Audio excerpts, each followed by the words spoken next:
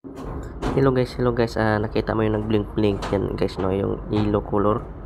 Yan guys ay differential sensor yan guys. Palitan natin yan guys, o paano natin i-disconnect yan guys kung sakali. Tanggalin natin yung socket yung sa sensor para kung mag-blink-blink pa ba siya. Yan. Punta natin doon sa differential. Yan guys, kita mo yung differential sensor. Tinanggal ko yung GS, 2 ka GS dyan. Tapos yan, tinanggal ko ng dalawang G's.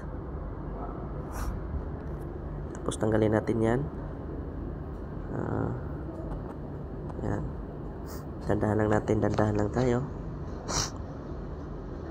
para mandali na matapos. Yan guys, tinitingnan ko guys, disconnect ko na guys, wala nang blink guys, no.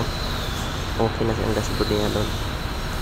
Huwag ng error system, mamaya na yan gawin natin.